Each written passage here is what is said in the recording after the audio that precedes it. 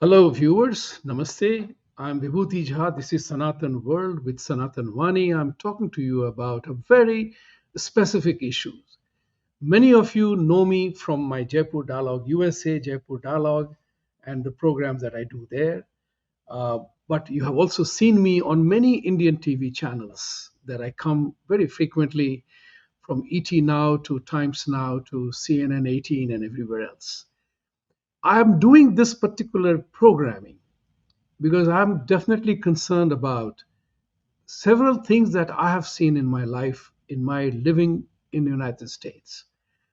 So just to give you one more introduction here, 1991 April was the time when I came here and was to promote India's liberalization program. Very important part. And that's the time when I learned that India had no story to tell. We had no narratives of our own at all. Everything that we Indians knew was written by the foreigners, and they defined us as to who we are. So, from caste to poverty to women and everything else, our historical evidences meant nothing to you and I, but it mattered because everybody else was saying so. The foreigners were saying so.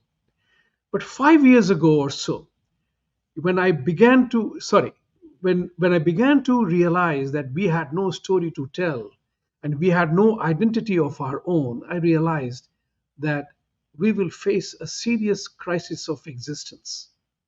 5 or 6 years ago, I did a show and a conversation that are Hindus facing an existential threat. Believe it or not, people were almost unanimous in saying, oh, Sanatan Dharma will survive. Sanatan will never end. We have fought the war with invaders for thousands of years of the British and the Mughal and the Muslim and all the people that have come about. Nothing will happen to us. We will survive. But my question was very different. My question to the audience was, does Sanatan survive in historical Mahabharats, Gandhar Pradesh, which is now Afghanistan? Forget about Gandhar, it is called Kandahar. Does Buddha's Bamia statue survive in Afghanistan? Has Indus Valley civilization disappeared in the form of Pakistan? Does Jhulelal exist in Karachi, Sindh? Does Sharda Peeth exist in Kashmir?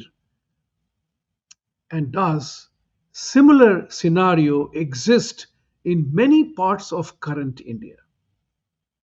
We know that. I'm not going to narrate that. So, the battle line is about making Hindus homeless in their own homes. And that's the issue which must catch the minds and imaginations of every Hindu Sanatani. And I say this with great awareness because I'm seeing that. History is littered with corpses of men and women who forget the lessons of history. We know that in America, for example, Columbus came and his arrival led to the destruction of the entire native population of America. Look up the map, just Google. Look up the map of Native Americans, natives in America when Columbus came. They were spread all over America. Today, they are living in reservations with hardly any space to them. And then they are treated so badly. Think about it from that perspective that even those Sanatani Hindus who were there in Afghanistan, Pakistan, and Bangladesh, they don't exist anymore. Their numbers have dwindled to a single digital numbers. Every single minority in these areas. And Their theological element is to convert you. Remember Kashmir?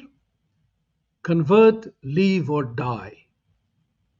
That slogan has not changed at all even today. And that's what is important for us to consider. It is manifesting in other parts of the world as well. How many of you remember how Uganda expelled Indians from Uganda? And those Indians were more than 90% Hindus.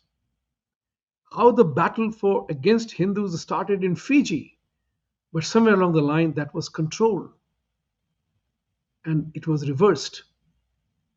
You are seeing this play out in America today.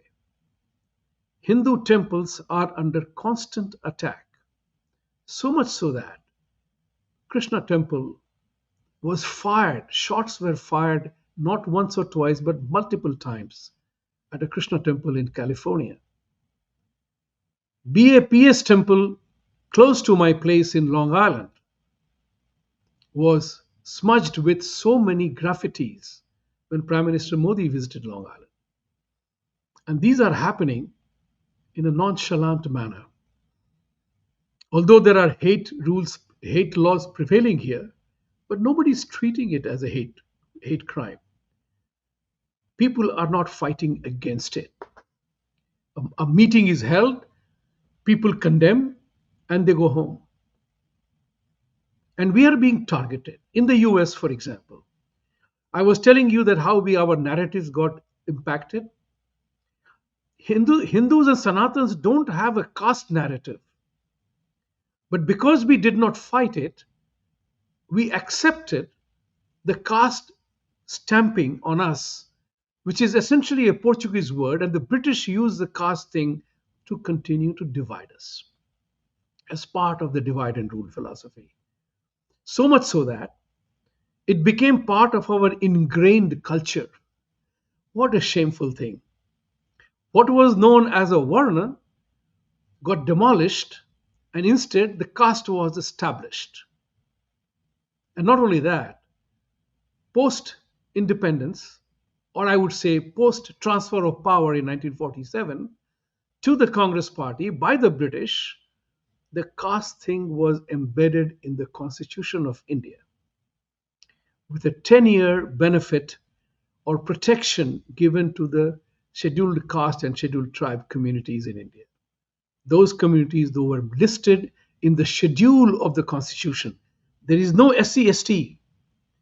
It is a schedule of the Constitution which got termed as SC/ST. Ladies and gentlemen, it's a very serious matter. You have known about it, that in California, despite significant presence of Indian Americans in technology and otherwise, in California, the California legislature, both Senate and California Assembly, passed with overwhelming majority a legislation called SB 403, whereas caste would have been installed as a discriminatory practice and installed in the constitution or the practices of California state. Fortunately, it was defeated because Governor Newsom did not sign the bill, and he opined, just as we all opined, that there is all tools of discrimination are already listed in the laws and the Constitution of the United States. Caste need not be added because this would clearly discriminate against Indian Hindus. But it's not over yet. The albatross or the grip of caste that Indians are stuck in America, it is manifesting itself in many different forms. Now, a congressman or a senator made a statement that doctors coming to America must pass the American system before they get admitted in, before they begin to practice. Guess which community, which foreign doctor enjoys the highest reputation in America? They are the Indian doctors. And they have rightfully earned their name, fame, and respect and professionalism by their absolute performance as an Indian doctor.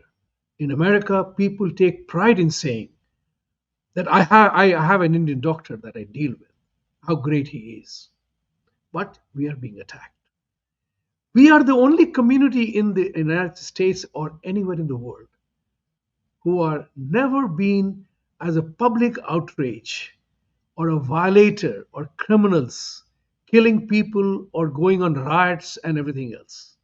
We take our freedom seriously and we respect our freedom seriously, but we are under attack, including by those very people who are Hindus in name only.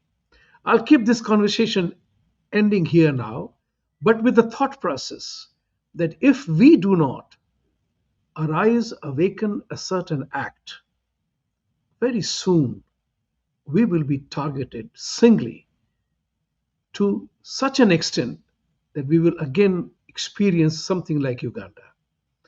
It's time, ladies and gentlemen, for every single Sanatani, Indian, Hindu, all minorities of Indian descent to stand up and be counted.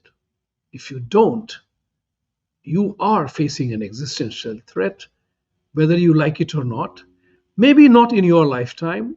I hope not in my lifetime, but sometime in the future.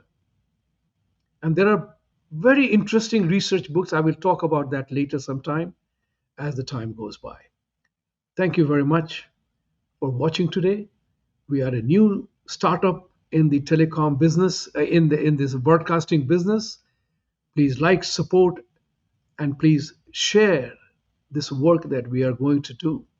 And we are pursuing that with an aggressive intent to bring Sanatan Dharma, Sanatan Vani, Sanatan word, a message that is our principles of Sanatan that has future in the world and has future for the world. Thank you. Namaste.